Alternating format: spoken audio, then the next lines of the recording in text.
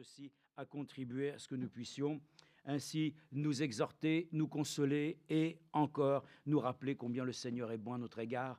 Après toutes ces années, il ne nous a pas abandonnés. Il a fait preuve à notre égard d'une fidélité exemplaire. D'ailleurs, il le dit lui-même que c'est par la fidélité, par la droiture, qu'il a pu ainsi s'acquérir cette épouse. Donc, nous aussi, nous sommes heureux que, étant nous-mêmes appelés à devenir ainsi la femme de l'agneau, il est évident que les sentiments qui nous ont rachetés doivent ainsi être en nous notre possession.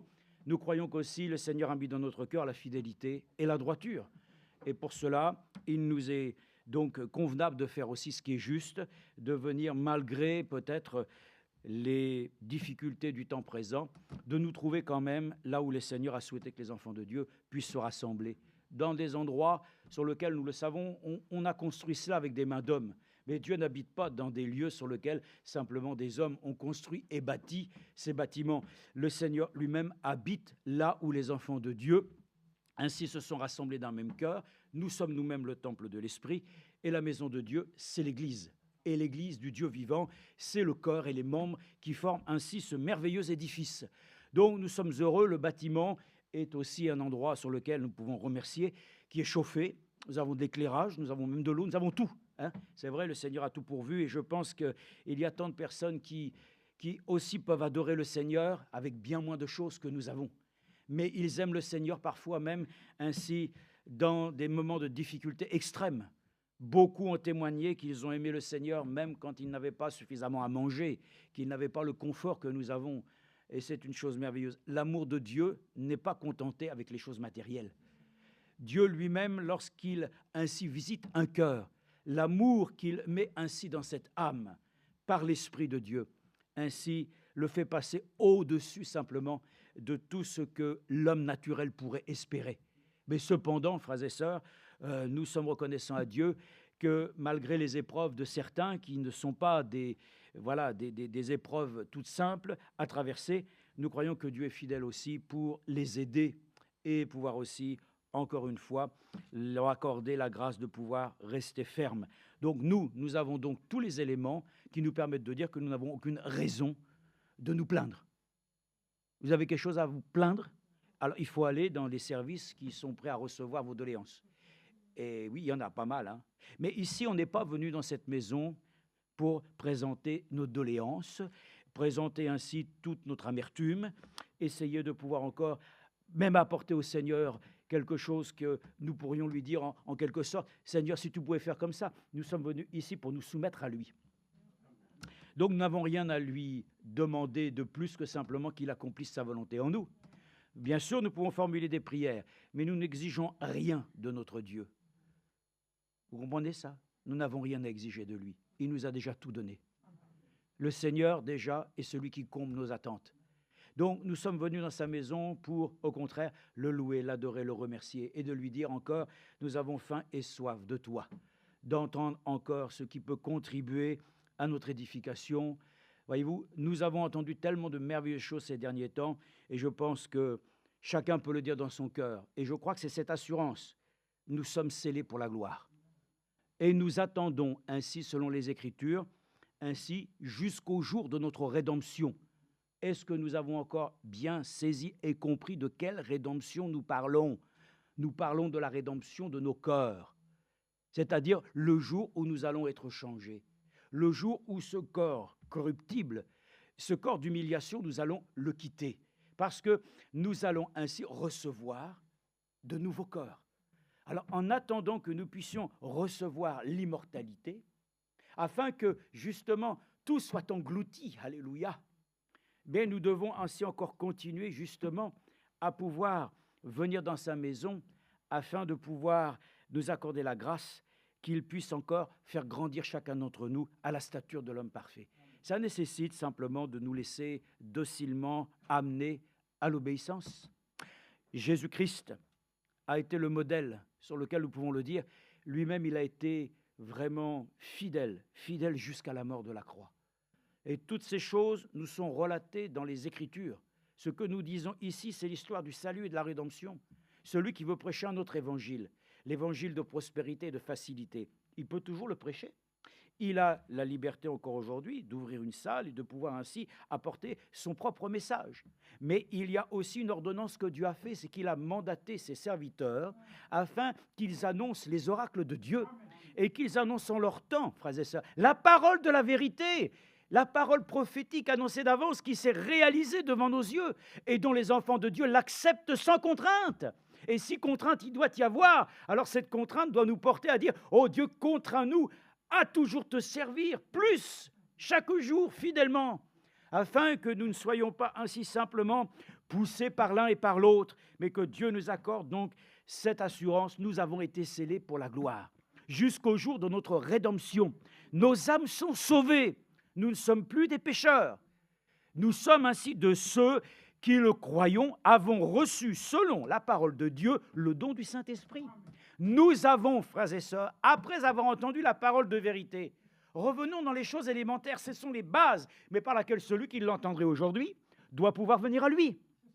Il n'y a pas d'autre chemin, il n'y a pas d'autre porte, il n'y a pas d'autre évangile, il n'y a pas d'autre salut que celui qui nous a été prêché, même par Paul.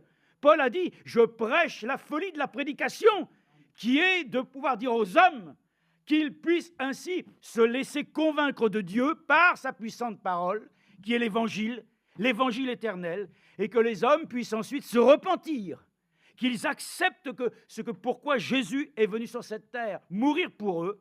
Ensuite, ils reçoivent le don du Saint-Esprit. Nous avons la vie éternelle. Les enfants de Dieu croient que réellement aussi, dans l'expérience de la justification, ils ont laissé ajouter l'œuvre de la sanctification et aussi dans l'œuvre de la sanctification. Lisons-le peut-être dans Éphésiens chapitre 1, puisque les choses sont dites ainsi de telle manière qu'il dit lui-même qu'en lui, verset 11, chapitre 1, nous avons aussi été mis à part, prédestinés, selon le plan de celui qui opère tout, selon la décision de sa volonté. Amen. Rappelons qu'aujourd'hui, c'est de ta propre décision que tu es venu ici prendre place, sachant que Dieu est omniscient, omnipotent, omniprésent, et qu'il est la lumière du monde, n'est-ce pas? Et que nous croyons qu'en lui demeure justement cette lumière, voilà, qui nous éclaire et qui parfois, n'est-ce pas, naturellement peut nous manquer. Mais nous sommes heureux, frères et sœurs, de le dire, que le Seigneur lui-même, dans sa préscience, avait vu que le choix que tu porterais en ce jour serait pour toi aussi favorable pour ta destinée éternelle. C'est-à-dire qu'un jour, il t'a vu, étant pécheur errant dans ce monde. Lui-même a vu qu'en voyant sa parole, en tant que Seigneur et Sauveur, s'est proposé de venir ainsi dans ton existence, se laisser révéler afin que tu l'acceptes pour qu'il soit ainsi ton Rédempteur. Donc, il a vu ces choses d'avance, parce qu'il est Dieu. Mais dans le libre choix, ce n'est pas parce que Dieu avait vu d'avance qu'il a pu dire « je vais forcer un tel et un tel à devenir croyant ». Il a laissé le libre choix à tous. Et il laisse le libre choix aujourd'hui, soit encore même de pouvoir retourner en arrière. Qui voudrait retourner en arrière cet après-midi? Frères et sœurs, nous ne sommes pas des chiens qui retournent à leur vomissure. Nous n'avons qu'une perspective. Tendons vers ce qui est devant nous. Ne regardons pas ce qui est en arrière. Mais lui, un jour, a vu cette chose. Alors, il a pu dire, ayant vu que dans ton libre choix, tu accepterais parce que dans ton cœur, tu avais un désir de ne pas rester pécheur, Dieu lui-même, ayant vu cela, t'a prédestiné à pouvoir ainsi lui-même te placer dans l'Église, dans son corps, pour que tu deviennes une pièce maîtresse. Alors, étant justifié, sanctifié, ayant été prédestiné dans son amour, parce que lui-même nous a rendus des enfants ainsi élus, comme il est écrit ici, nous avons été élus avant la fond du monde, afin que nous servions à célébrer sa gloire, nous qui d'avance avons espéré en Christ. Alléluia. Frère Branham l'a dit, l'élection est liée à la prédestination.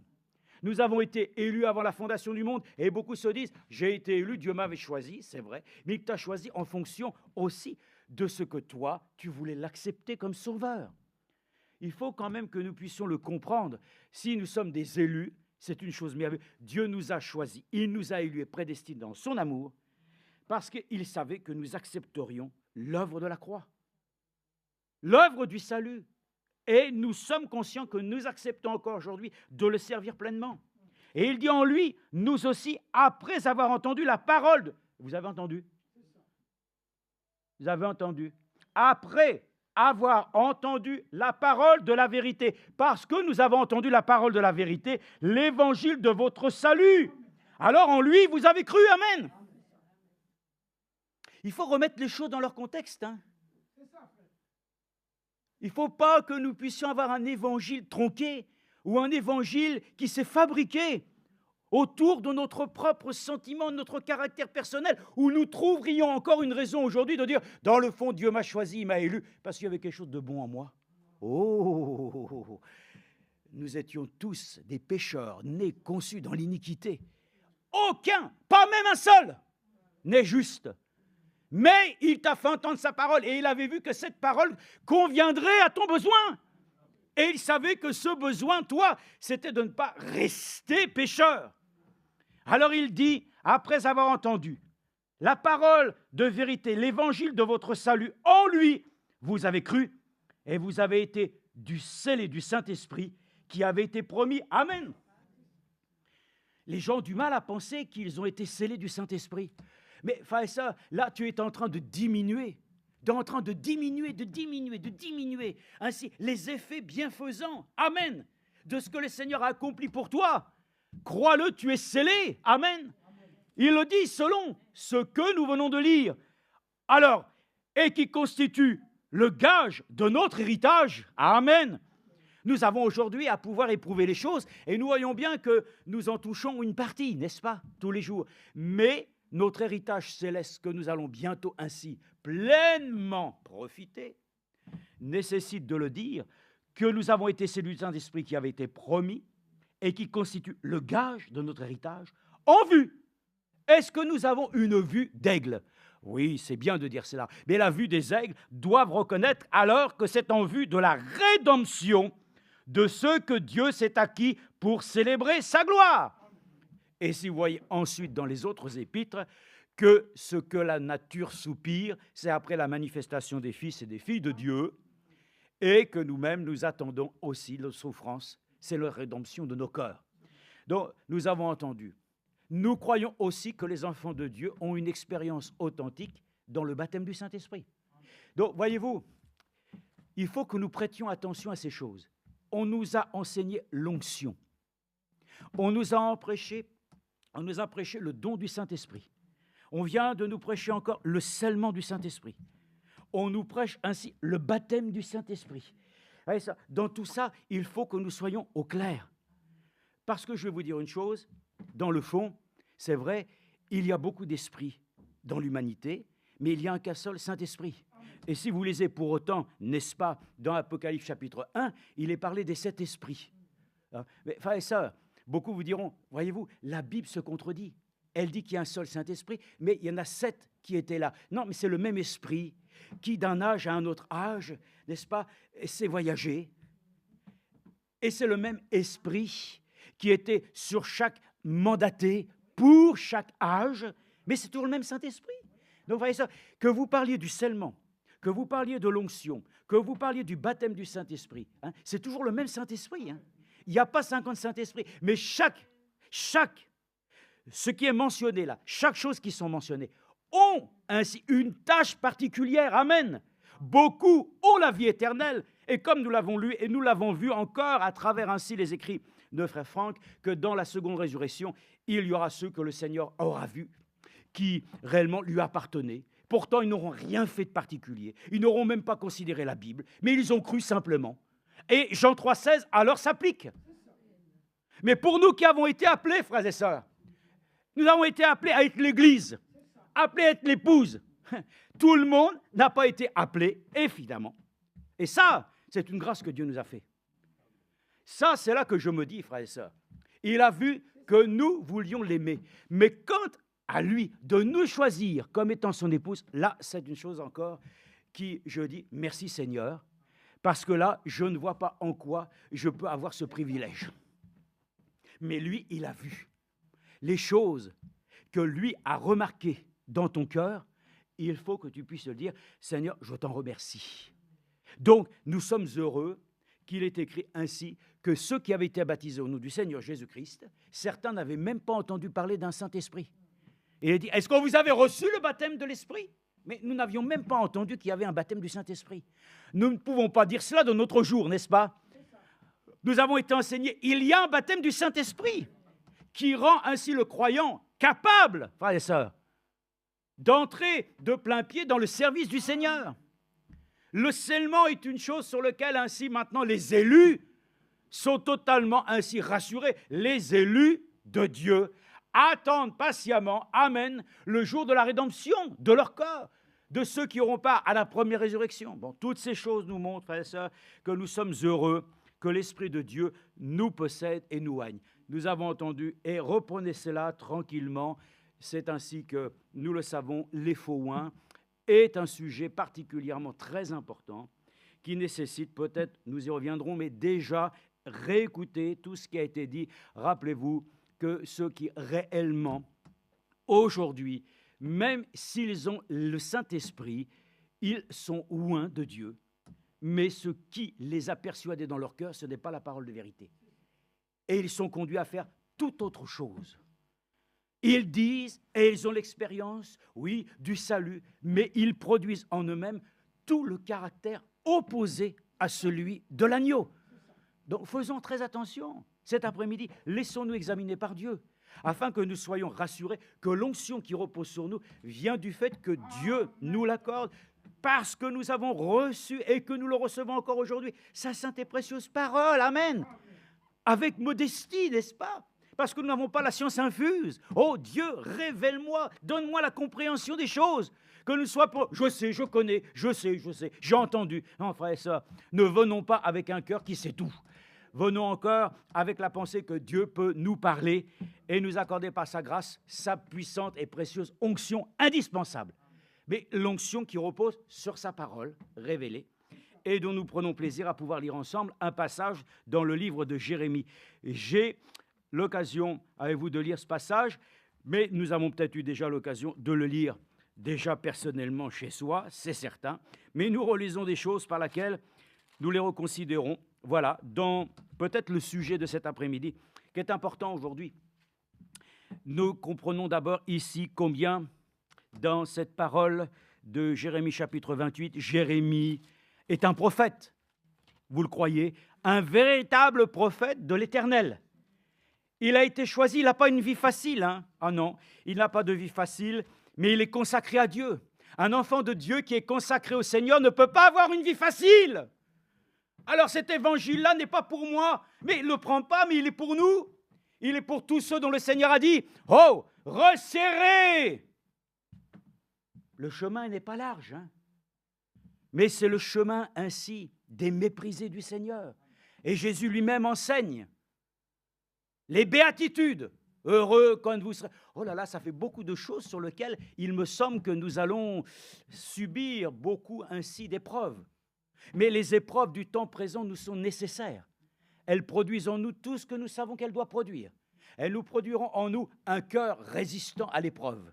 Elles nous rend ainsi victorieux. La victoire d'ailleurs qui remporte tous les prix, c'est celle qui triomphe du monde, c'est notre foi dans la parole de Dieu. Donc l'évangile de Jésus-Christ est un évangile heureux. Ah, alors là, il semble qu'il y ait encore une contradiction, hein. Comment pouvons-nous considérer d'être heureux dans les afflictions?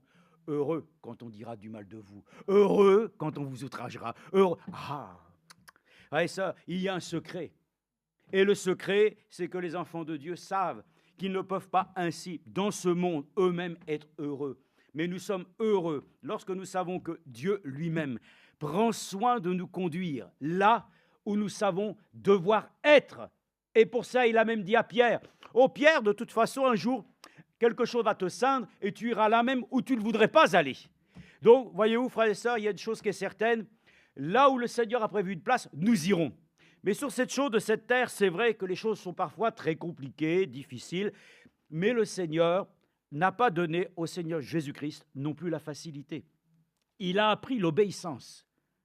Et aussi, nous apprenons l'obéissance par ses souffrances. Tout ça nous est dit là-dedans.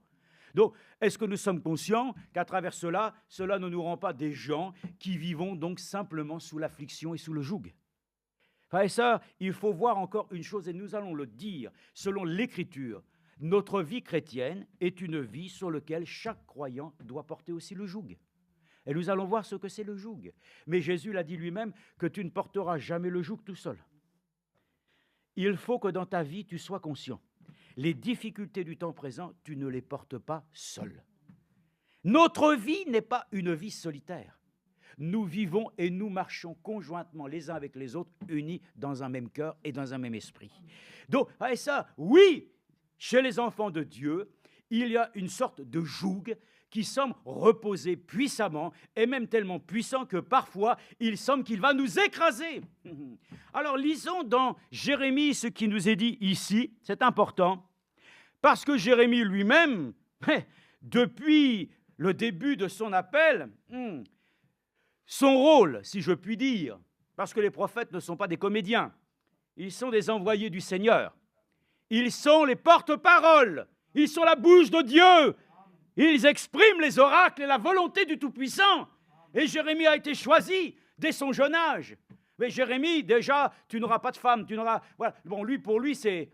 d'accord, ok. Mais tu dois annoncer ce que moi j'ai décidé que tu dois dire. Et tout ce qu'il va annoncer, bien sûr, sont toujours des situations qui semblent de premier abord défavorables. Qu'est-ce que Jérémie doit pouvoir annoncer? Mais il n'était pas le seul, tous les prophètes sont venus. Et comme il est écrit, le Seigneur a dit, oui, les prophètes sont venus, vous en avez fait ce que vous voulez, vous les avez tués. Parce qu'à chaque fois, vous vous êtes rebellés contre la parole. Et regardez ce qui s'est passé. Dans notre temps, Dieu a suscité un prophète. Et ce prophète, on l'a rejeté. On le dénigre. On fait tout pour prouver qu'il était un faux prophète. Alors que toutes les choses qu'il a annoncées se sont déroulées comme il l'a dit. Il a dit lui-même, si ce que j'ai dit ne se réalise pas, je suis un faux prophète. Mais si les choses que j'ai annoncées se réalisent, alors je suis un prophète. Et voilà que Jérémie, donne ainsi ce que Dieu a dit de dire, que concernant la position d'Israël, il faut qu'il change. Il faut que réellement, ils prennent conscience qu'ils vont à l'échec. Alors, il y avait bien entendu un prophète qui, en ce temps-là, se trouvait être aussi quelqu'un qui était loin, un prophète. Mais voyez-vous, ce qu'il dira est bien différent. Alors, le prophète Jérémie répondit, verset 5, chapitre 28, au prophète Anania, sous les yeux des sacrificateurs, s'il vous plaît.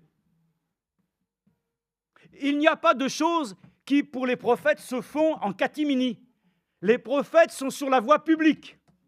Ainsi donc, Jean-Baptiste lui-même l'a dit, « Oh, toi le roi là, ta situation est déplorable. Tu es sous la condamnation. » Donc Jean-Baptiste lui-même ne cache pas ainsi les choses qui doivent être ainsi décriées. Jonas lui-même devait devenir le prophète qui, à Ninive, devait annoncer les choses que Dieu lui avait demandé d'annoncer afin que le peuple puisse se repentir. Et ça, lui-même, il a dit, non, moi je ne vais pas y aller parce que quand j'irai, de toute manière, la parole va être annoncée, ils vont se repentir. Alors, donc ça sert à quoi? Non, t'occupe pas de ça, fais ce qui est juste. Faisons ce qui est juste. Donc, il va et il fait la chose que Dieu lui a dit. Jérémie lui-même se trouve dans cette situation. Mais le prophète Jérémie dit, sous les yeux des sacrificateurs, sous les yeux de tout le peuple qui se connaissait dans la maison de l'Éternel, le prophète Jérémie dit, Amen. Regardez ça. J'aime cela. Même le prophète lui-même ne veut pas s'opposer à rien, n'est-ce pas? Bon, ok. Mais pourquoi, frères et sœurs? Parce qu'il a l'assurance d'une chose, vous allez le voir. Si quelqu'un annonce une chose, de premier abord, ok, il l'a annoncé. Bien. Puisse-t-il en être comme il a dit? Mais il dit une chose. Le prophète Jérémie dit, Amen, que l'Éternel fasse ainsi, que l'Éternel accomplisse les paroles que tu as prophétisées, et qu'il fasse revenir de Babylone en ce lieu les objets de la maison de l'Éternel et de tous les déportés. Amen. Dans le fond, ça, c'était la volonté de Dieu que cela puisse se passer, mais pas de la manière dont eux, ils avaient envisagé les choses. Ouais, frères et sœurs, on ne peut pas aller au ciel de la manière dont nous avons envisagé. Il faut que ce soit par la parole prophétique que Dieu lui-même ainsi annoncera et qu'il va ainsi montrer qu'en se réalisant, elle est vraie. Alors il dit, seulement écoute cette parole. Hein, voilà, excuse-moi, mais toi tu as parlé. Bon, je voudrais te dire une chose. Moi aussi, je voudrais mentionner une petite chose. Alors écoute bien. Il dit, seulement écoute cette parole que je prononce à tes oreilles et aux oreilles de tout le peuple. Amen. Il y a beaucoup de gens qui disent des choses, ils prophétisent par derrière. Et, oh, j'ai prophétisé en dehors de l'Église. Plein de choses qui se sont faites aujourd'hui. Des dons de prophétie qu'ils exercent en dehors de l'Église. Oui, oui, ça vous étonne? Moi, ça ne m'étonne pas du tout. Mais ce qui m'étonne, c'est que simplement, ces personnes-là essaient d'influencer des autres et les autres peuvent y croire. Et ça, si quelque chose à nous dire, que ça se fasse dans l'Assemblée. S'il y a des dons, nous l'avons entendu dernièrement, comment les choses doivent se dérouler. Mais beaucoup le font, n'est-ce pas?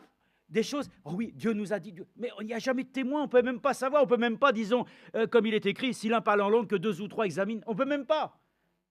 Bon, alors les choses sont dites au clair ici.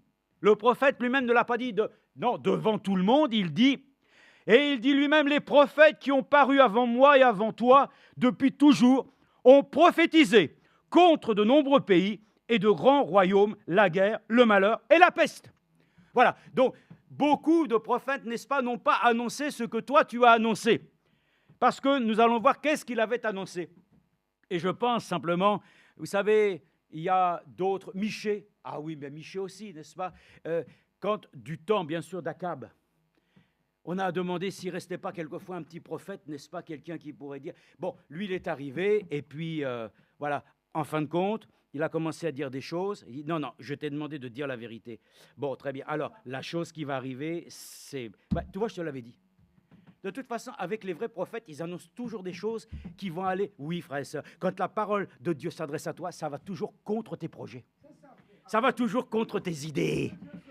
Ça va toujours contre tes plans. La parole de Dieu doit s'adresser à ton cœur afin qu'il soit redressé. Dieu n'a pas mâché ses mots en nous parlant. Hein. Comment il s'est adressé à l'Église? L'Église devait être redressée. Comme lui-même Élie a rétabli l'autel, il faut que nous soyons rétablis dans cette vérité. Ainsi donc, les choses sont ainsi. Donc, lui là, mais je te l'avais dit, de toute façon, il n'annonce toujours que des... Regardez comment les Écritures le disent. Hein. Les prophètes viennent et ils annoncent toujours les situations. On va dire, mais alors, oh voilà, Dieu suscite des prophètes, c'est toujours pour... Non, c'est pas pour dégrader. Vous savez, là aujourd'hui, l'économie française et tout ça et tout ce qui se passe, on craint toujours ainsi l'opinion, voilà, je ne saurais pas comment dire, enfin de tous ces organismes qui regardent ainsi la situation économique des pays, puis après, on donne des notes et on peut dégrader. Les prophètes ne viennent pas pour dégrader, ils viennent pour révéler le péché. Ils viennent pour dire, comme nous l'avons dit, dans les 7 âges de l'Église, à chaque âge, il y avait un constat. Le constat, c'est, voilà comment tu es. Bon, il y a des bonnes choses, mais ça ne va pas. Mais moi, ce que je te demande, procure-toi du collyre pour tes yeux. Hein? Et puis, voilà. Et puis ensuite, bénédiction. Donc là, regardez, lui, le prophète Anania annonce la paix. Méfions-vous, frères et sœurs, de tous ceux qui annoncent toujours. Et ils ont toujours de bonnes nouvelles à vous annoncer. Hein. Tu vas ceci, tu vas te marier, tu vas avoir ceci, tu vas... Wow, que des choses idylliques. Bon, frères et sœurs, je veux dire simplement que les Écritures nous annoncent de premier abord plutôt les choses sur lesquelles Dieu nous donne d'être conscients, qu'ensuite nos vies étant transformées et changées, nos cœurs étant disposés, Dieu révèle ensuite, Amen, qu'il a des plans de bénédiction avec toi. Et il révèle alors simplement qu'il te conduit, frères et sœurs, dans de verts pâturages. Il restaure ton âme. Amen. Mais de premier abord, les gens aiment à entendre ce qui est agréable. Voilà pourquoi il est dit qu'à la fin des temps, les gens ont une démangeaison d'entendre simplement les choses qui leur sont agréables. Frères et sœurs, ce temps n'est pas venu. Les choses agréables que nous devons entendre, c'est les choses qui nous disent, Seigneur, je reconnais encore, oh Dieu, mes faiblesses, mais je sais que j'ai un Dieu qui a pris soin de moi, amen, de m'amener à avoir une vision des choses comme lui, il les a toujours vues pour moi. Oui, frères et sœurs, c'est important que nous comprenions la chose. Alors maintenant, il dit, très bien, tu annonces la paix, mais il dit, mais si un prophète prophétise la paix. J'ai entendu beaucoup de choses, des gens qui ont prophétisé des choses. Bon, maintenant, ils ne sont plus là, comme ça, vous ne pouvez plus rien dire. Mais qui annoncent des choses. Mais attendez, si quelqu'un annonce une chose, il faut que ça se réalise. Dans Deutéronome, il est dit, comment est-ce que nous allons examiner les vrais prophètes? C'est en ce qu'ils annoncent de la part de Dieu qui se réalise. Et il dit, c'est par l'accomplissement de ce qu'ils prophétisent qu'il sera reconnu comme véritablement envoyé par l'Éternel. Alors le prophète Anania, écoutez bien, enleva la barre de dessus le cou du prophète Jérémie et il la brisa. Voyez-vous, il y avait un joug. Jérémie portait le joug. Mes frères et sœurs, nous allons le voir. Aussi, en tant qu'enfants de Dieu, nous portons aussi un joug. Mais nous allons, en somme, nous réjouir de savoir que le joug ne se porte pas tout seul. Et pour ceux qui ne savent pas ce que c'est qu'un joug, alors évidemment, même frère Franck avait eu l'occasion même un jour dans la prédication d'en amener un. Ah ben lui, il était extraordinaire. Hein. Il a amené des fois ainsi le chouard, il a amené ce que c'était un chouard, vous savez, cette corde de bouc par laquelle ainsi on sonnait de la trompette. Il a amené des fois des lampes, il a amené, oui, à la chair, il a amené. Hein. Il nous a montré ce que c'était qu'un joug. Un joug, c'est ce que l'on met ainsi sur le bœuf. Des fois, quand il y a deux bœufs, alors le joug qui est double fait qu'il y a deux bœufs qui portent ainsi le joug. Et ensemble, ils peuvent avancer droit. Le joug, c'est pour éviter effectivement qu'ils puissent aller comme ils veulent. Oh, frères et sœurs, je suis heureux que encore ce soir, nous avons par la grâce du Seigneur un joug que le Seigneur a posé sur nous afin que nous puissions suivre le chemin tracé de telle manière que nous le supportions. Oui, frères et sœurs, que nous le supportions, mais pas tout seul. Et nous le verrons. C'est pour ça que je vous ai dit une chose. Dans ce magasin, l'autre fois, j'y suis encore allé, je l'entends. Et ils disent, ainsi, faites-le vous-même, mais pas tout seul. Les travaux que vous voulez faire, nous allons vous aider. Je crois que le Seigneur est là pour nous aider. Nous ne pouvons pas y arriver seuls. Alors il dit, moi, si un prophète, que toi, bon, tu annonces la paix, c'est par l'accomplissement qu'il prophétise qu'il sera reconnu comme véritable envoyé de l'Éternel. Alors le prophète Anania enleva la barre de dessus le cou du prophète Jérémie et il la brisa. Oh, frères et sœurs, que personne ne vienne briser ce joug. Vous allez dire, c'est bizarre ça, parce que vous confondez le joug que le monde place sur toi et le joug que Dieu place sur ta vie. C'est deux choses différentes. Si tu es le joug de ce monde, et vous allez le voir, hein, celui qui a réellement annoncé la paix, celui qui t'a donné la paix, celui qui t'a accordé le salut, oui, c'est le Seigneur Jésus-Christ, qui lui-même a accompli ce qui était annoncé dans le livre d'Ésaïe. Donc, nous sommes, lui, il est l'accomplissement des Écritures. Amen. C'est pour ça que je suis très heureux de vous le dire, que nous pouvons le dire, que le Seigneur lui-même nous a ôté le joug de ce monde. Cette chose qui nous rendait tous mortels, par laquelle ainsi nous étions soumis, frères et sœurs, au péché. Mais Dieu a enlevé le joug du péché. Mais il a mis un joug d'amour. Alléluia. Je ne sais pas si vous le réalisez, mais nous avons un joug d'amour ce soir sur nos vies. Remercions le Seigneur que nos vies ne sont pas si faciles, mais il a mis un joug sur nos vies afin que nous puissions nous aussi, frères et sœurs, apprendre aussi à porter sa croix. Il faut savoir, frères et sœurs, comprendre ce que veut dire porter sa croix. Les gens peuvent le dire, porter sa croix, bon, c'est quelque chose ainsi qui certainement représente simplement le chemin de souffrance, ainsi le chemin que le Seigneur a mené pour aller jusqu'à Golgotha. Oui, mais ça, mon frère, ma soeur, il l'a fait déjà pour toi. Ce que je veux dire par cela même, celui qui porte sa croix doit accepter aussi l'opprobre de Christ. Il doit accepter que dans la vie, les choses, ainsi dans ce monde, ne lui sont pas favorables. Mais les choses qui nous sont rendues favorables, frères et sœurs, il est écrit, nous avons été favorisés dans le Fils. Dieu nous favorisera pour une vie épanouie. Amen. Dans le domaine spirituel. Alléluia. Et je continue pour vous montrer que Anania, lui-même, très zélé, a dit, « Oh, ton joug, moi je le brise. » Tac. C'était un joug de bois. Alors ce joug de bois, Jérémie a pu dire, bon, très bien. Ok, tu l'as cassé. Donc, le peuple d'Israël est libre. Frères et sœurs, lisez la suite. Il est dit, après que le prophète Anania ait brisé la barre de dessus le cou du prophète Jérémie, la parole de l'Éternel fut adressée à Jérémie en ces mots. Va, tu diras à Anania, ainsi parle l'Éternel, tu peux briser des barres de bois.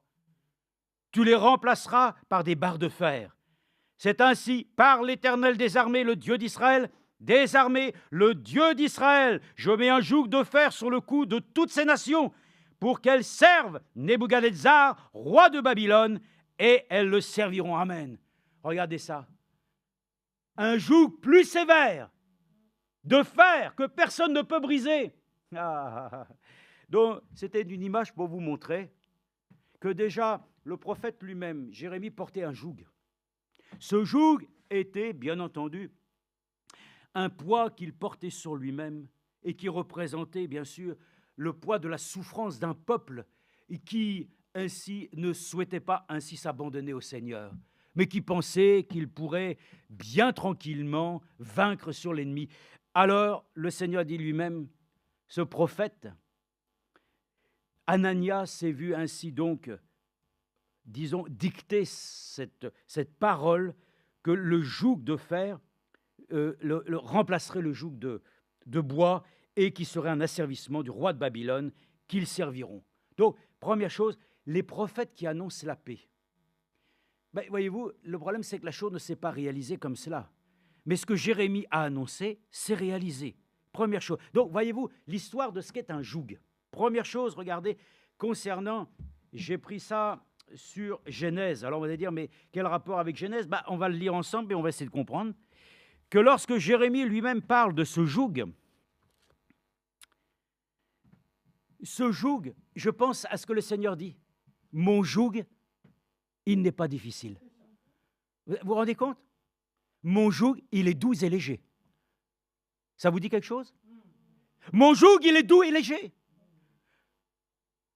Mon joug, il n'est pas difficile.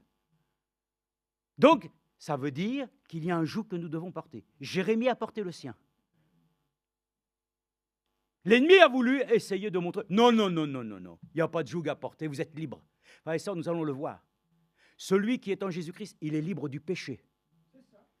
Le joug qui le maintenait lié, prisonnier dans ce monde, a été brisé. Mais il y a un autre joug d'amour que Dieu a mis sur nous.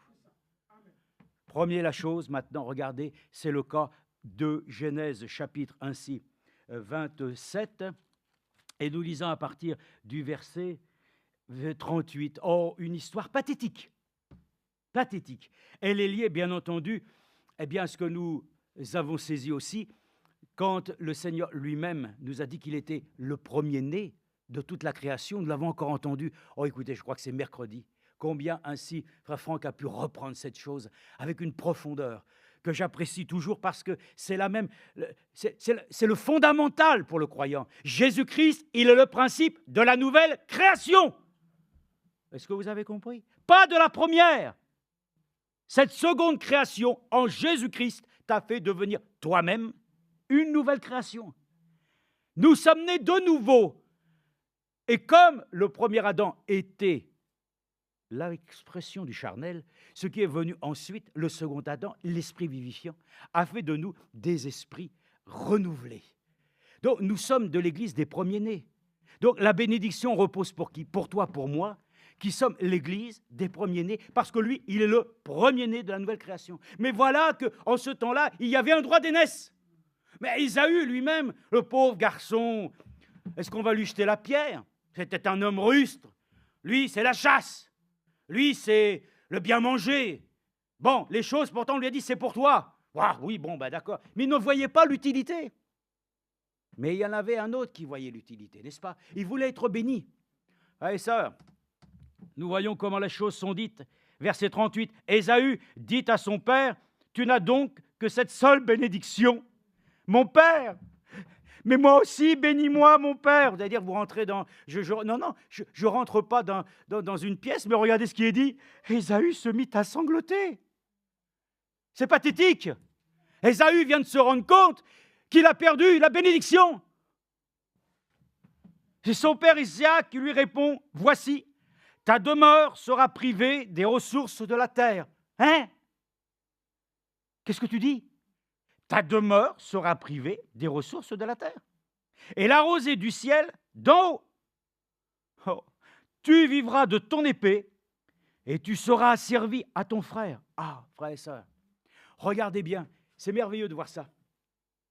Là où il devait être libre, où il devait bénéficier de la bénédiction dans sa maison, de bénéficier de toutes les ressources de la terre et de la rosée du ciel, lui, il lui dit, tu seras servi à ton frère. Amen. Frères et sœurs, je vais le lire dans la Nouvelle Alliance pour vous montrer que les enfants de Dieu aujourd'hui ne doivent pas être à nouveau sous un joug étranger.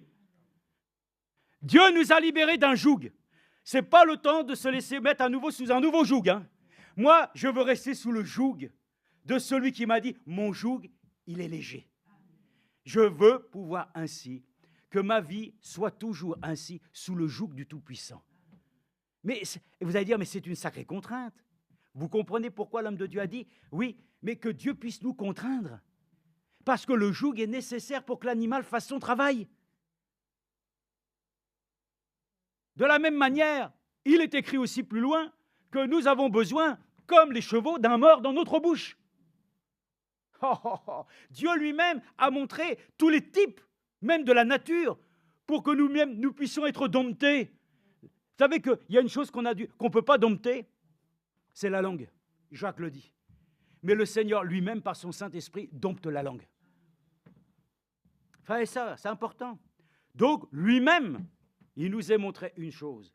Les enfants de Dieu, ils ont besoin d'un mors dans leur bouche, afin que le Seigneur puisse, quand il soit allé à droite, que tu ailles à droite ou que tu aies à gauche, qu'il puisse être là.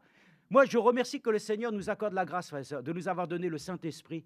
Pourquoi? Pour qu'il nous conduise dans toute la vérité. Remercions que Dieu lui-même est les rênes de notre vie. Remerciez-le que vous n'êtes pas libre à vous-même. Là où la liberté, là est l'esprit. Et là où est l'esprit, est la liberté. Et quand il y a liberté, frères et sœurs, alors l'Esprit de Dieu nous contraint d'aller là où il veut que nous ayons.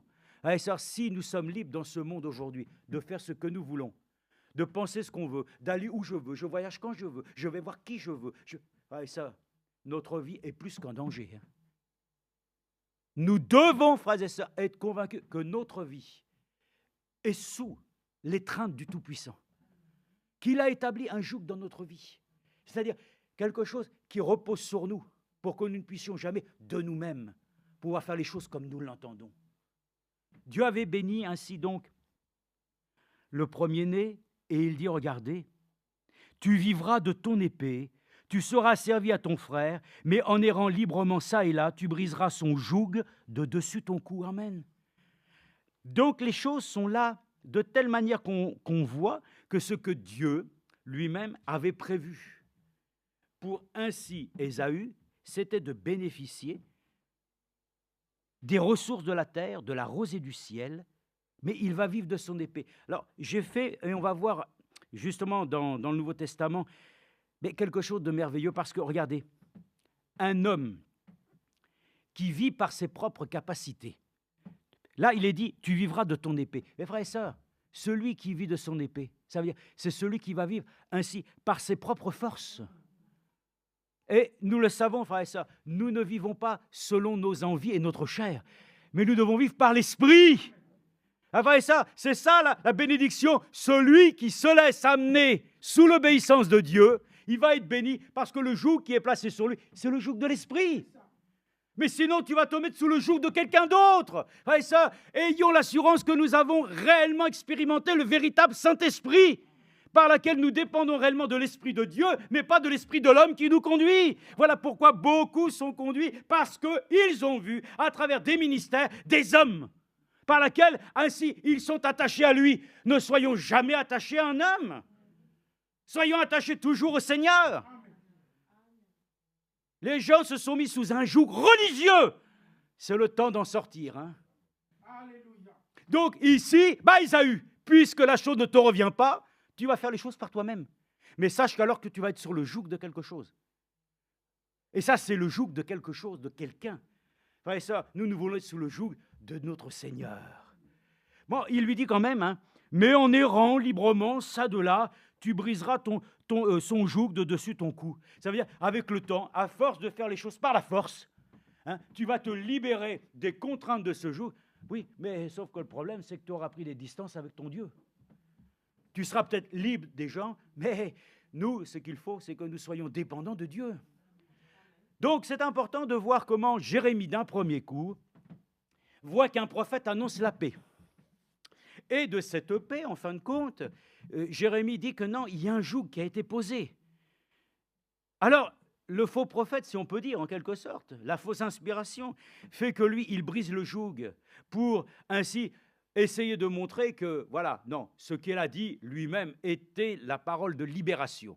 Oui, sauf que le prophète a pu dire, non, de ce joug de bois, cela deviendra un joug de fer, et qui vous mettra ainsi dépendant de servir Nebuchadnezzar. Donc ici, celui qui n'a pas reçu la promesse, celui qui n'a pas pris compte de la chose, il devient sous le joug de quelqu'un d'autre.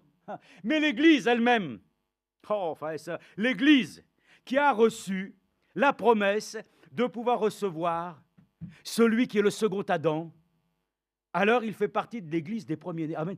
Il n'est plus sous le joug religieux, il n'est plus sous le joug et dépendant des personnes, il n'est plus sous le joug d'aucune personne, à tout point de vue. Il est sous le joug de Dieu. Bon, donc, ça fait qu'une chose est dite ici, et on va le lire ensemble dans Actes chapitre 15. On va lire des Écritures ici. D'abord, je vais vous montrer que dans Luc, le Seigneur a parlé de ce joug. Dans Luc chapitre 14, verset 27, Luc 14, verset 27, Luc chapitre 14, verset 27, il est écrit « De grandes foules, verset 25, faisaient route avec Jésus. Il se retourna et leur dit, « Si quelqu'un vient à moi, et s'il ne hait pas son père et sa mère... » Oh là là, ça y est, contradiction. Tu honoreras ton père et ta mère, maintenant il est marqué que tu dois le haïr. Ouais, ça, l'Esprit de Dieu nous a montré que nous devons honorer notre père et notre mère. Nous devons honorer les choses que Dieu, mais que nous n'allons pas au-delà de l'honneur qu'il leur est donné pour que nous puissions être dans une dévotion à l'égard de personnes. Non, non, non, non. La pensée est là. Si quelqu'un vient à moi et qu'il ne hait pas son père, sa mère, sa femme, ses enfants, ses frères et ses sœurs, et même sa propre vie, il ne peut être mon disciple. Et quiconque, écoutez bien, et quiconque ne porte pas sa croix et ne me suit pas, ne peut pas être mon disciple. Amen. As-tu posé la croix dans un placard? Avons-nous, frères et sœurs, alors que le Seigneur dit, mon joug n'est pas difficile. Mon joug est aisé. Il le porte avec nous. Est-ce que nous pouvons le dire aujourd'hui? Oui, maintenant, je suis ainsi né de nouveau. Je suis libre. Mais bien sûr, moi aussi je le dis. Mais je le dis aussi, frères et sœurs, que je veux porter aussi ma croix. Je veux porter avec son aide aussi les choses par lesquelles ainsi parfois cela semble dur à nos épaules, mais par laquelle ainsi le Seigneur le sait, que c'est par ces choses que le Seigneur nous porte ainsi à pouvoir connaître ce qu'est son obéissance. Donc, pensez à la chose, si quelqu'un ne porte pas sa croix et ne me suit pas, ne peut être mon disciple. C'est clair, net et précis? C'est bien, merci Seigneur. Alors, lisons ensemble. Regardez, je vois comment Ésaü va devoir ainsi se débrouiller tout seul, à la force de ses bras, avec son épée. C'est-à-dire qu'il va falloir qu'il force les choses. Et toutes les choses, ça va être selon la chair. Frères et sœurs, regardez déjà ce qu'est, premièrement, des contraintes que les hommes portent à d'autres hommes. Frères et sœurs, ne nous laissons pas mettre sous aucun autre joug. Donc, lisons Actes chapitre 15, versets 5 à 11. Il est dit.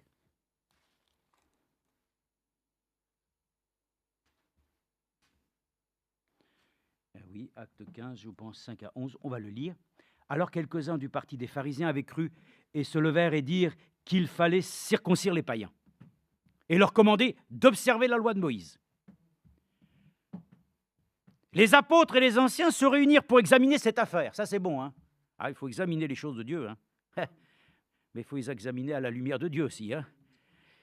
Parce que si on examine les Écritures, mais qu'on reste toujours dans la vieille tambouille, excusez-moi, les choses du temps passé, on va toujours ressasser les mêmes choses, hein?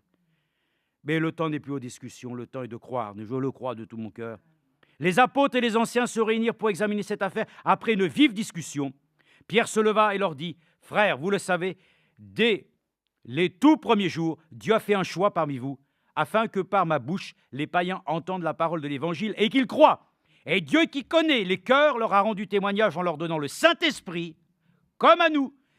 Il n'a fait aucune différence entre nous et eux, puisqu'il a purifié leur cœur par la foi. Amen. Maintenant donc, pourquoi tentez-vous Dieu? Et mettez-vous, écoutez bien, et mettez-vous sous le coup des disciples un joug que nos pères et nous-mêmes, nous n'avons pas été capables de porter. Amen. Frères et sœurs, faisons attention, les temps aujourd'hui nous portent que beaucoup se laissent mettre un joug étranger.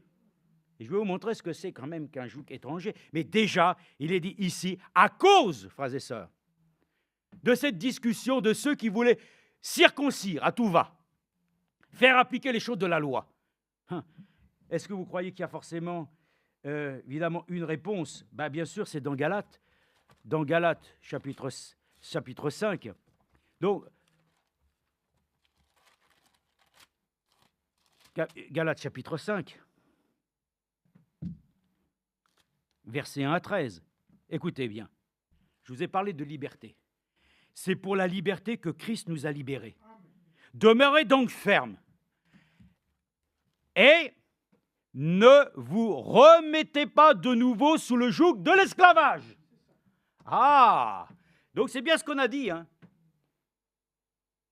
Nous étions pécheurs et Dieu a enlevé ce joug de servitude du péché. Romain le dit, nous étions esclaves au service du péché. Mais maintenant nous sommes au service du Seigneur. Mais il dit lui-même, tu dois porter ta croix. Il y a un joug qui est resté sur nous. Ce joug, c'est le joug d'amour, le joug de servitude, le joug par lequel ainsi le Seigneur s'est posé sur nous pour que nous puissions ainsi avoir sur nous-mêmes, comme nous le croyons, le meur, afin qu'il puisse diriger nos pas. Moi, c'est celui-ci que nous devons conserver jusqu'à la fin. Jusqu'à la fin, frères et sœurs. L'Écriture dit que nous porterons ainsi ne serait-ce qu'un joug terrible. C'est ce corps d'humiliation qui nous torture tous les jours.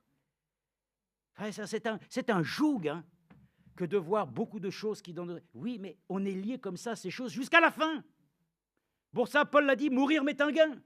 Mais enfin, pour l'instant, il y a toujours quelque chose qui me dit, fais ceci, et puis il y a une autre chose qui me dit, fais le contraire. C'est la lutte. C'est le combat entre la chair et l'esprit. Ah, frères et sœurs, c'est une lutte qui aura lieu jusqu'au bout. Et nous le croyons, frères et sœurs, les élus de Dieu entreront triomphalement. Voilà, dans la salle des noces.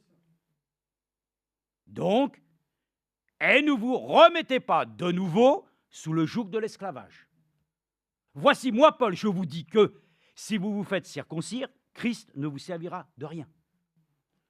Et je l'atteste encore une fois à tout homme qui se fait circoncire. Il est tenu de pratiquer la loi tout entière. Vous êtes séparés de Christ, vous qui cherchez la justification dans la loi, vous êtes déchus de la grâce. Pour nous, c'est de la foi que nous attendons par l'Esprit l'espérance de la justice, car en Christ Jésus, ce qui a de la valeur, ce n'est ni la circoncision, ni l'incirconcision, mais la foi qui est agissante par l'amour. Amen. Et ça, c'est la contrainte du Seigneur sur nous. Alléluia. Et nous l'acceptons, oui, Seigneur. Je veux encore porter, c'est vrai, certaines douleurs, certaines souffrances pour toi, parce que je sais qu'elles sont nécessaires pour ma vie. Mais la foi qui est agissante par l'amour, vous qui courriez bien, qui vous arrêtez en vous empêchant d'obéir à la vérité. Cette suggestion, cette influence ne vient pas de celui qui vous appelle. Un peu de levain fait lever toute la pâte. Amen. Verset 11. Quant à moi, frère, si je prêche encore la circoncision, pourquoi suis-je encore persécuté? Le scandale de la croix a donc disparu. Qu'il se mutile donc ceux qui mettent le trouble parmi vous. Amen. Frères et sœurs, tout trouble, toute chose qu'on vous impose, comme nous l'avons vu, ce message n'est pas venu être un message qui nous place sous un joug de servitude selon les choses de la chair. Oh, vous voulez qu'on le lise aussi un peu pour voir comment l'Écriture le dit? Comment ça se décrit même dans le domaine physique? On prescrit des choses. Il ne faut pas manger ça. Il ne faut pas boire ceci. Il ne faut pas faire ceci. Enfin, ça, on est redevenu alors sous une loi. Il leur dit, mais non, le prophète a dit, c'est la bouche de l'Éternel. Ah, frère. Frère Franck aussi, il a parlé, n'est-ce pas? Lui aussi, il a prêché de la part du Seigneur. Et il a prêché afin que les choses ne deviennent pas à nouveau un joug d'hommes sur lequel nous nous laissons ainsi, malheureusement, encore aujourd'hui, influencer. Il est marqué ici, hein, l'influence. L'influence qu'il faut faire les cultes comme ça, à telle heure, tellement. Oh, frères et sœurs, remercions le Seigneur. Amen. Je dis ça, mais les frères vous êtes vraiment devenus, alors, vous êtes insoumis, vous êtes... Oh non, on est soumis à Dieu et à sa parole. Amen. Nous sommes soumis à ce qui a été dit à l'Église, sous l'influence du Saint-Esprit et selon les Écritures primitives. Nous restons dans le même ordre divin jusqu'à la fin. Les dons du Saint-Esprit, ça sera valable jusqu'à la fin. Mais comme on s'est habitué à qu'il n'y a plus de dons, comme ça, ma foi, il n'y a plus de... Non, frère et sœur, nous, on ne s'habituera jamais à rien d'autre, n'est-ce pas, que ce que Dieu a voulu et souhaité pour l'Église. Donc, on recherche les dons, comme il a été dit. Aspirons aux dons, on ne recherche pas. On ne demande pas à Dieu des dons, on aspire aux dons les meilleurs. Que Dieu manifeste en nous, voilà, ce qu'il a prévu pour nous. Donc, la chose est essentielle de ne pas nous laisser mettre sous des jougs, à nouveau de servitude. Comment nous devons faire les choses aujourd'hui? Comment on doit faire ça? On doit... Colossiens 2, regardez comment l'Écriture le dit ici. Ça se transcrit comme ça, hein. Il faut le dire comme l'Écriture le dit, comme ça on est tranquille. Hein. Il est dit ici, dans Colossiens chapitre 2, à partir du verset 16. « Ainsi donc, que personne ne vous juge à propos de ce que vous mangez, buvez, ou pour une question de fête, de nouvelle lune ou de sabbat. Tout cela n'est l'ombre que des choses à venir, mais la réalité, c'est celle du Christ. Que personne, sous prétexte d'humilité, d'un culte des anges, ne vous conteste à son gré le prix de la course. Non, frères et sœurs, que personne ne vienne changer les règles. Que personne ne vienne nous donner un nouveau règlement. Un tel homme s'abandonne à des visions. Il est enflé d'un vain orgueil par des pensées charnelles, au lieu de s'attacher au chef par qui tout, le corps soutenu, est rendu cohérent par les jointures et les articulations, grandit d'une croissance qui vient de Dieu. Amen. Oui, il faut que la croissance vienne de Dieu. Un semé, l'autre a arrosé. Mais le plus important, c'est Dieu qui fait croître. Si vous êtes mort avec Christ, alors ça c'est une question, hein, mais nous le disons, nous sommes morts avec Christ, d'une mort volontaire. Pourquoi? Comme si vous viviez dans le monde, écoutez bien, comme si vous viviez dans le monde, vous laissez-vous imposer ces règlements. Ne prends pas, ne goûte pas, ne touche pas. Toute chose vouée à la corruption par l'usage qu'on en fait. Il s'agit de préceptes, d'enseignements humains, qu'ils ont, il est vrai, une apparence de sagesse. Oh oui, en tant que culte volontaire, humilité et rigueur pour le corps, mais qui ne méritent pas d'honneur et contribuent à la satisfaction de la chair. Frères et sœurs, le joug du Seigneur est un joug léger et paisible. Et moi, je vous dis, hein, le Seigneur lui-même nous avait annoncé la paix. Et lorsque Anania a annoncé que le joug allait être ôté, que la paix allait venir en Israël, c'est tout l'inverse qui est arrivé. Mais lorsque le Seigneur lui-même est venu, il a accompli une œuvre de grâce. Le joug du péché a été ôté. Amen. Alléluia. Et là, il est dit, il nous a donné sa paix. Permettez-moi encore de relire avec vous que je le crois, frères et sœurs, aujourd'hui, nous avons la paix avec Dieu. Nous sommes réconciliés avec lui. Amen. Et nous ne sommes plus sur la servitude des choses sur lesquelles encore on rallions ces choses à des commandements d'hommes. Mais de cette liberté, nous n'en faisons pas ainsi nous-mêmes, ainsi une chose sur laquelle nous... Non, frères et sœurs, nous souhaitons pouvoir demeurer sous le joug. Amen. Vous savez, il n'y a rien à faire. Un homme qui est lui-même libre de tous ses mouvements et qui n'est pas lié à l'Église, c'est quelqu'un qui lui-même est en danger. Il faut que nous soyons sous la main puissante de Dieu. Il faut que nous soyons sous sa conduite les uns les autres. Dieu n'est pas comme les gens, vous savez, ils ont un chien, tout ça, il faut qu'il soit à la laisse. C'est-à-dire, le chien, il fait ce qu'il veut. Dès que vous le laissez, il y en a qui obéissent, d'autres non. Frères et sœurs, nous, le Seigneur a mis un joug d'amour sur nos vies. Nous portons notre croix avec lui. Ne la portez pas tout seul. Mais ce n'est pas le moment de déposer, frères et sœurs, encore le poids, c'est vrai, de nos fardeaux qui sont parfois lourds. Et le Seigneur dit, alors déposez à mes pieds tous vos fardeaux. Et lui-même nous en déchargera. J'étais heureux, en fait, vous avez entendu, là? Oh, j'étais content, parce que je me suis dit des fois, mais j'ai entendu des choses avec les années, mais bon, ben, les gens disent, oui, mais tu l'as entendu, mais ben, cette fois-ci, frère Franck l'a dit. Ah, j'étais content. Quand je vous ai dit qu'un jour, eh bien, l'Écriture dit qu'il est plus dur pour un riche, voilà, d'entrer, n'est-ce pas, dans le royaume des cieux, qu'un chameau par le trou d'une aiguille. Je vous avais dit que, c'est vrai, dans l'histoire, il y avait une porte à Jérusalem. Ben, Frère Franck dit ça. Voyez-vous, nous pouvons comparer cela. Ah, c'est Frère Franck qui l'a dit. Ah, ben maintenant ça va, je suis libre. Frères et sœurs, que le Seigneur nous aide, hein, que nous puissions le croire, que le Seigneur lui-même accorde, comme cela aussi parfois, des informations qui nous sont confirmées avec le temps, mais qui en soi ne sont pas des doctrines. Mais c'est quand même une chose que le Seigneur avait dite et que le frère a confirmé. Ah, j'étais content. Moi, je l'avais dit comme ça. J'avais entendu dans cette histoire que cette porte était tellement petite que tous ceux qui arrivaient chargés avec leurs chameaux, hein, étaient obligés de déposer toutes les marchandises pour les faire rentrer dans la vieille ville. Voilà. Mais c'est vrai aussi, celui qui veut rentrer doit décharger aussi ses péchés, doit aussi... Il ne peut pas rentrer si lui-même il ne dépose pas le poids de ses nombreux péchés. Bon, il a dit simplement qu'à cet instant-là, la porte n'était pas haute. Et par cela même, on est obligé de s'abaisser pour pouvoir... Amen. Et je me suis dit, oui, un chrétien, pour rentrer dans la présence de Dieu, doit aussi s'abaisser. Donc tous ces éléments nous montrent que la parole de Dieu ne dit pas les choses comme ça, farfelues. Il y a bien entendu pour ceux qui le voient, ainsi toujours, frères et sœurs, une chose qui nous ramène à des choses naturelles. Lorsque les... Oh, vous avez entendu, la Bible dit qu'elle parle des quatre coins de la terre. La terre est ronde, oui, mais pourtant les hommes ont représenté la terre sous un planisphère où il y a le nord, le sud, l'est et l'ouest, et ça fait 4 points. Et on appelle ça ainsi les 4 points cardinaux. Donc Dieu avait déjà dit cela bien avant, comprenez? Donc la Bible a raison. Elle nous donne toujours des informations qui, avec le temps, vous conduisent à vous dire « Merci Seigneur, nous pouvons saisir les choses. » Voilà. Donc, n'ayons pas à nous mettre sous un joug sur le fait nous devons comprendre les choses par la force. Laissons l'Esprit de Dieu lui-même toujours nous révéler ces choses. Donc, nous sommes reconnaissants à Dieu qu'il confirme toujours ces choses de la bonne manière autant voulu.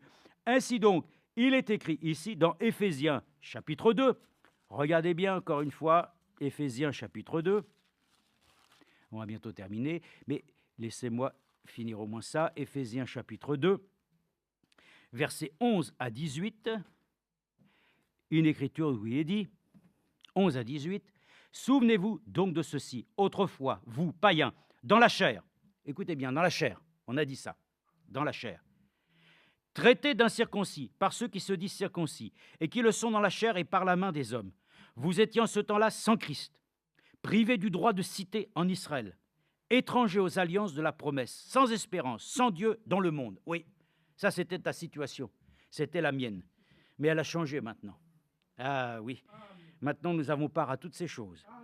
Mais maintenant en Christ Jésus, vous qui étiez autrefois loin, vous êtes devenus proches par le sang de Christ. Alors écoutez bien, lui, il nous avait annoncé déjà d'avance, hein, et de toi, Bethléem, Ephrata, de toi naîtra un Messie. Alléluia. Cette écriture fait que le Seigneur lui-même dit qu'il viendrait établir un règne de paix. On va dire, mais Jésus-Christ est venu et le monde est en guerre. Ah non, non, mais lui, il est venu pour accomplir le ministère de réconciliation. Amener la réconciliation, les hommes avec leur Dieu. Et là, nous sommes en paix avec Dieu. Amen. Mais ensuite viendra le règne millénaire, où là, le royaume de justice aussi déjà, et de paix sera manifeste. Aujourd'hui, le monde, oh bah non, il n'y a pas de paix, hein. Mais il est ma paix. Il est notre paix. Et il a brisé le joug du monde pour nous donner un joug d'amour, sa croix que nous portons tous les jours. Amen. Tu es heureux de la porter? Moi, il ne faut pas mentir, hein. Faut pas mentir, hein. faut que nous soyons heureux de porter ce joug d'amour. Alors, il a dans sa chair, oh non, verset 14, car c'est lui notre paix, lui qui des cieux n'en a fait qu'un, en détruisant le mur de séparation, l'inimitié. Amen. Oh, de quoi tu parles le mur? C'est le mur de Berlin. Oui, c'était un mur aussi d'inimitié entre deux parties de l'Allemagne. Ça, c'est une image. Mais là, l'inimitié qui nous séparait de Dieu, ce mur qui a été brisé, nous a réconciliés. Là, les Allemands se sont réconciliés, mais pas, c'est pas ça qui réconcilie les hommes sur toute la terre. Hein. Non, ça a réconcilié un peuple. Mais là, il nous a réconciliés avec notre Créateur. Il a dans sa chair annulé la loi. Tiens, on va le dire ensemble. Il a dans sa chair annulé la loi avec ses commandements et leurs dispositions pour créer en sa personne avec les deux un seul homme nouveau en faisant la paix. Amen. Donc, vous ramenez ça au principe de la nouvelle création, Christ. Et pour les réconcilier avec Dieu, tous deux en un seul corps, par sa croix. En faisant mourir par elle l'inimitié, il est venu annoncer comme une bonne nouvelle, comme Anania, il a annoncé la paix. Lui, il brise le joug, mais il y en a un autre qui vient, il est encore plus fort. Mais celui que le Seigneur a brisé nous a donné la paix. Une bonne nouvelle, la paix. Vous savez ce qui était dit dans Ésaïe 61 ? Je suis venu annoncer une année de jubilé. Alléluia. Et concernant le verset suivant, une condamnation, non, ce n'était pas le moment du jugement, mais il est venu, lui, l'esprit d'Ésaïe 11, cet esprit puissant, qui ne fait pas simplement les choses selon le oui-dire, mais qui est selon ainsi l'esprit de Dieu, l'esprit de Christ. Il est venu annoncer comme une bonne nouvelle la paix à vous qui étiez loin et la paix à ceux qui étaient proches, car par lui, nous avons les uns et les autres accès auprès du Père dans un même esprit. Voilà, il n'est pas marqué donc dans plusieurs esprits, mais bien dans un même esprit. Et souvent les gens parlent, l'Esprit de Dieu. N'oubliez jamais de dire, il y a un seul Saint-Esprit. Un seul Saint-Esprit. Car en lui, nous avons les uns et les autres accès auprès du Père dans un même esprit. Ainsi donc, vous n'êtes plus des étrangers ni des gens de passage, mais vous êtes des concitoyens, des saints et membres de la famille de Dieu, intégrés à sa construction. Vous avez été édifiés sur le fondement des apôtres et des prophètes, Jésus-Christ lui-même étant la pierre angulaire. Amen. Oui, j'aimerais lire aussi rapidement, excusez-moi, dans Ésaïe 58. Ésaïe 58, on pourrait même le lire plutôt demain. Oui, on va le laisser si vous voulez, on va laisser ça. C'est bon, déjà vous savez ce que c'est, alors comme ça vous pourrez le voir. Mais c'était en rapport avec ce qui est agréable à Dieu au point de vue du jeûne. Mais bon, c'était pour montrer très courtement que les gens s'imposent des jeûnes, souvent, maintenant, aujourd'hui, voilà, pour des règles d'hygiène de vie. C'est souvent comme ça maintenant que c'est démontré. J'ai vu ça sur les réseaux sociaux un peu rapidement. Je ne m'y attache pas, mais j'ai voulu voir. On parle pour se sentir mieux dans sa peau. Mieux manger, mieux boire, moins boire, pour être bien dans sa peau, frères et sœurs. Je crois qu'il faut que nous nous sentons bien, frères et sœurs, en Jésus-Christ. D'abord, premièrement, sentons-nous bien avec lui. Et pour le reste, je crois qu'il a dit, recherchez d'abord le royaume des cieux et le reste vous sera donné. Après le reste, les enfants de Dieu doivent être sages pour savoir aussi que dans leur corps, voilà, ce corps aussi ne peut pas non plus servir ainsi, de manière ainsi désordonnée, et que nous recherchons aussi tout ce qui contribue à notre bien-être aussi pour notre corps, mais nous comptons sur sa grâce, bien sûr. Donc, voilà, il est dit, le jeûne qui est agréable, ce n'est pas simplement de vouloir d'abord rechercher, d'avoir ainsi un corps en bonne santé, puis après je verrai pour mon âme. Non, d'abord mon âme doit d'abord être réconciliée avec Dieu. Et ensuite, le Seigneur m'accordera la grâce aussi d'avoir aussi certainement un corps en bonne santé et un esprit aussi très équilibré. Voilà, bon, donc lisons dans 2 Corinthiens, chapitre 5, verset 20. 2 Corinthiens, chapitre 5, verset 20. 2 Corinthiens, chapitre 5. 2 Corinthiens, chapitre 5, verset 20. Nous sommes donc ambassadeurs pour Christ, comme si Dieu exhortait par nous. Nous vous en supplions au nom de Christ, soyez réconciliés avec Dieu. Amen. Celui qui n'a pas connu le péché, il l'a fait devenir péché pour nous, afin que nous devenions en lui justice de Dieu. Alléluia. C'est une chose importante. Jésus-Christ, il est notre paix. Amen. Et pour beaucoup, les gens pensent que si j'ai la paix avec Dieu, alors j'aurai la paix ainsi aussi dans les choses de... Non, nous ne sommes plus du monde. Quand nous devenons enfants de Dieu, nous devenons ainsi des ennemis du monde. Nous n'aurons aucune paix avec le monde. D'apparence, oui, essayez d'abord, la Bible dit, essayez d'être en paix avec tout le monde. Essayez. Voilà, exact. Dans toute la mesure de nos possibilités, essayons. Mais nous sommes ennemis. Notre paix, frères et sœurs, c'est ça notre joug. Nous devons le porter volontairement parce que nous ne sommes plus du monde. Nous n'appartenons plus ainsi à ce monde.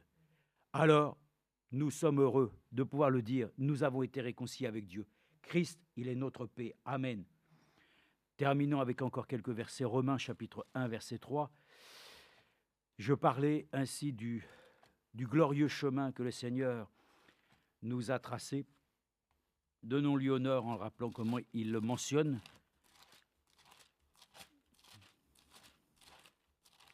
Romains chapitre 1, verset 3 à 16. On peut prendre par tête verset 8.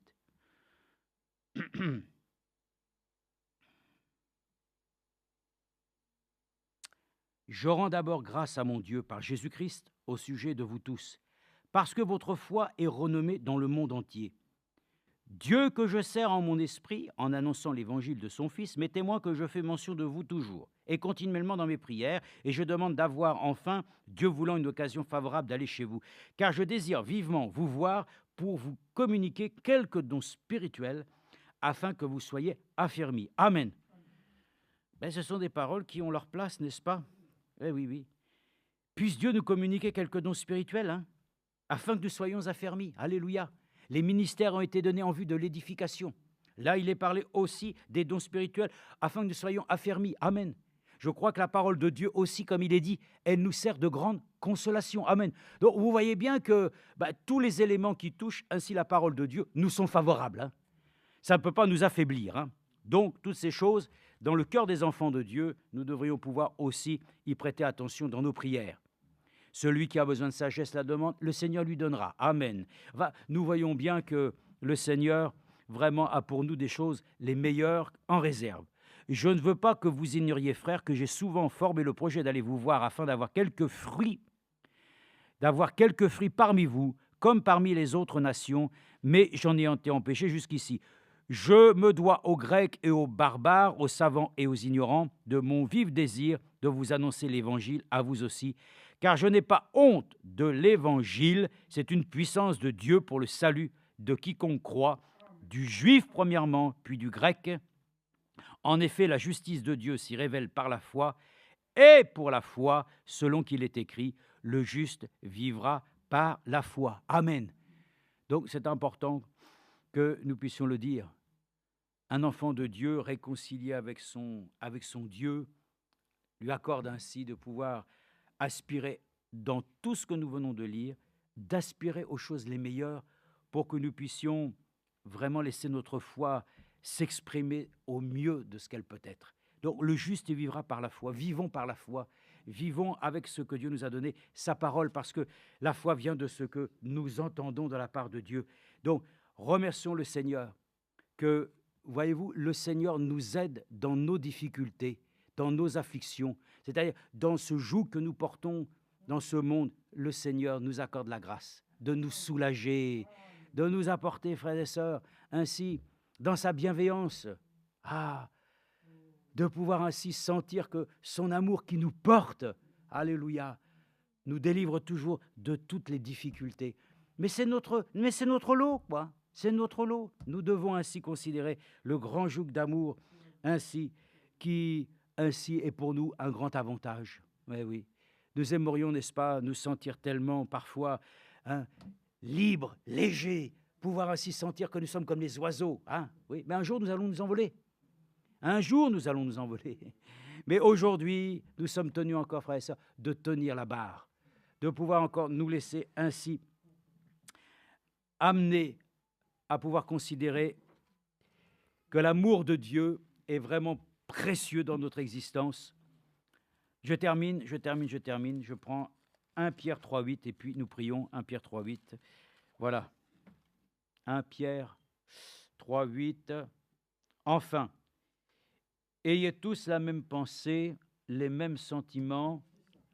Dans d'autres traductions, partagez vos peines. Soyez remplis d'amour fraternel, de compassion, d'humilité. Ne rendez pas mal pour mal, ni insulte pour insulte. Au contraire, bénissez, car c'est à cela que vous avez été appelés. Ah ben ça c'est bien ça. Moi, j'ai été élu. Oui, ben tu as été élu.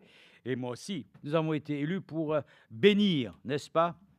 Afin d'hériter la bénédiction. Si en effet quelqu'un veut aimer la vie et voir des jours heureux.